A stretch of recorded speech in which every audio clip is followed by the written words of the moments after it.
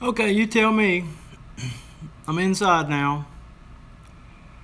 I'm waiting on Bandana Grandma or somebody to jump on and tell me they can hear me.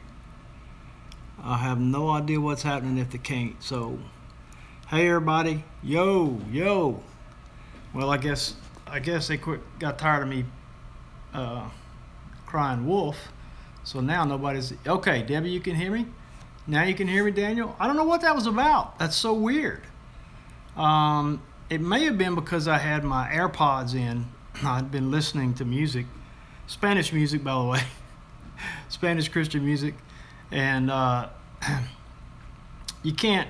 So I'm thinking maybe that's what was the deal, that the phone had a hold to the AirPods, but as of right now, you can't use those AirPods for recording. You can for voice memos, but nothing else. So that might have been the problem, but it was also telling me video and audio not available. So are we all good right now?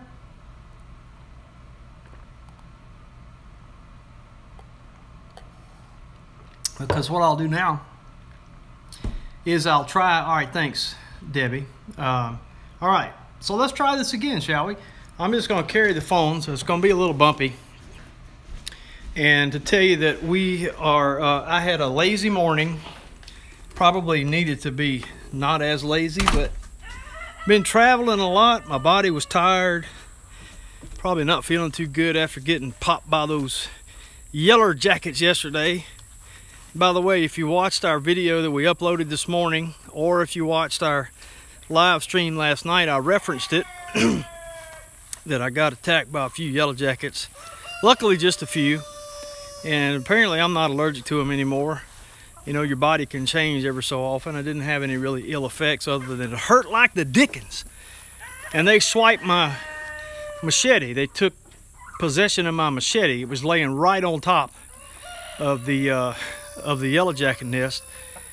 But some friends came over to visit last night, and the husband is a adventurous sort, and so after dark, and it was probably 9:30 or so, we went out there and grabbed my machete, and we took a little gasoline and poured it down the yellow jacket hole to kill them. Now, if they were just out in the middle of the woods, I guess they are in the middle of the woods, but they were right off the trail. And so because they were right off the trail, I went ahead and killed them because, you know, Tomas is going to be walking right along that trail, and I don't want to take a chance of him getting eat up.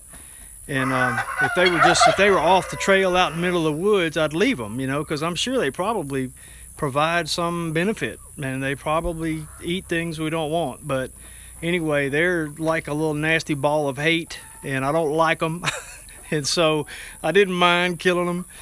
But that was a decision we made because they were right by the trail where people are going to be walking, and I couldn't have that. So we've got somebody commented or talked to Patty and said, y'all's content really has changed. We ain't seen much about your farm lately. Well, there ain't been much to show because I ain't been here, and Patty's been tied up taking care of her mom. And but today we're doing something that we've been needing to do for quite a while. I want you to look at this mess of chickens. And that ain't even all of them. But you do know, you have seen our garden lately. And you know that it's a crying mess. It's not really a garden. It's more like a jungle. Let's show you what the garden looks like. There's still a little bit of okra to be picked in there. So what we're going to do, you see that white fence, the electrified fence right there. My next step is to come and pull it up from in there, which is going to be fun because it's got vines growing up in it. But I'm going to do that, and we're going to move it way over in the other end of the garden to block off Patty's boxes and protect the grapevine on the trellis on the Daddy Curbs grow arch. And we're going to herd those chickens into this garden. And so what I was doing this morning, and what I was trying to show you guys a while ago when I unsuccessfully attempted to go live a few times, was that you remember the brooder stall? This is where almost all those chickens started their life.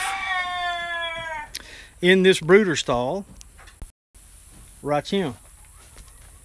And there's the remains of our brooder box. I'll put a card for that if I remember on how to build a brooder box that will last for years. And this one has lasted for years, and we could still use it if we wanted to. I got all the sides are still intact, and we just put it in here and fill it up with pine shavings. But so I've been in here this morning creating roosting space for all those chickens so that they can come get in here out of the weather. And so I'll take their big hanging feeder here in a little while. I don't want to do it till after I move that white fence to get the garden ready, but I'll put a little feed in it. I purposely haven't fed them today, so they're like, every time they look at me, they're looking at me like, oh, here he comes, here he comes. So what I'm gonna do is I'm gonna take a little bit of feed in there and pour it in that feeder.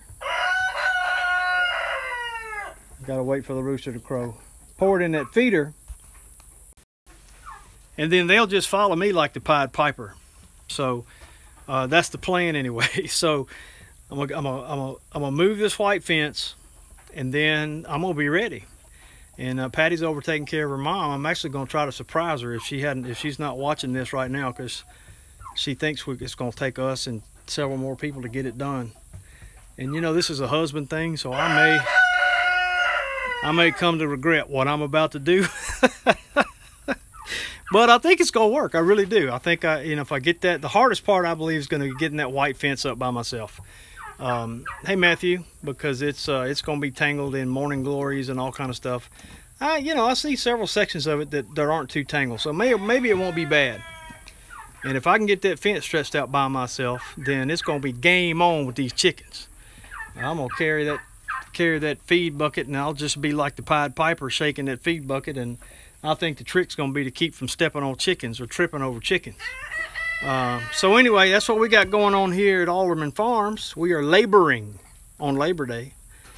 And I just thought, we had people wondering if we've changed directions on our YouTube channel, and the answer is no. It is what it is. It's what our life is right now. We don't have much farming going on.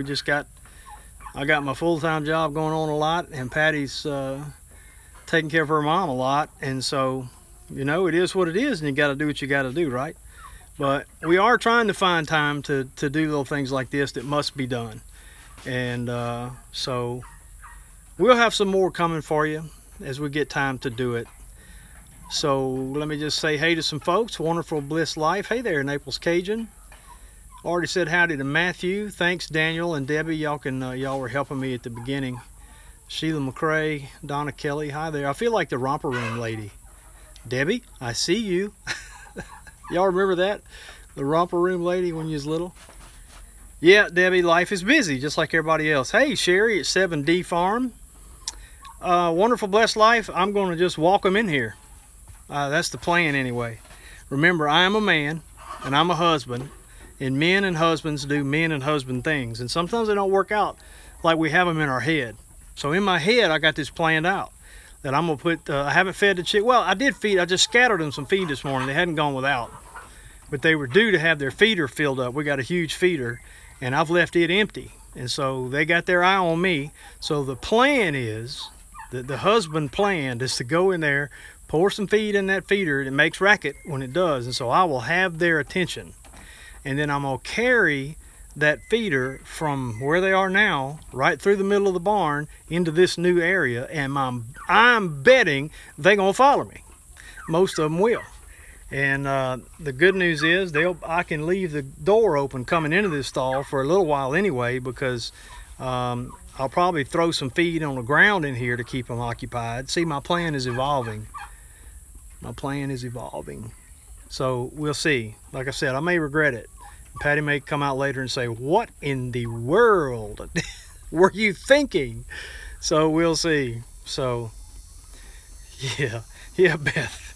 Yeah, herding chickens is not the, Debbie, you think I need to film it? Well, you know what? Maybe I can strap my GoPro. Probably won't be able to do that live, but maybe I can strap my GoPro on. I don't know. We'll see about that. I don't know. We'll see. But let's see, if your chickens eat the dry mealworms. Yeah, we don't do those. Hey, pickers. Hey, Beth. So, anyway, I appreciate you guys visiting with me. Sorry about the false alarms on the 2 live streams before this one. I still not quite sure what was going on. I do think it was having my Apple AirPods still hanging on to the phone. And we'll talk to you next time at Alderman Farms. I'll let you know how it goes. I'll see if I can't rig up a way to film it. Thanks. Maybe I'm just gonna have to get Patty to come help me. One of us film it. Thanks, Debbie. I need all the luck I can get.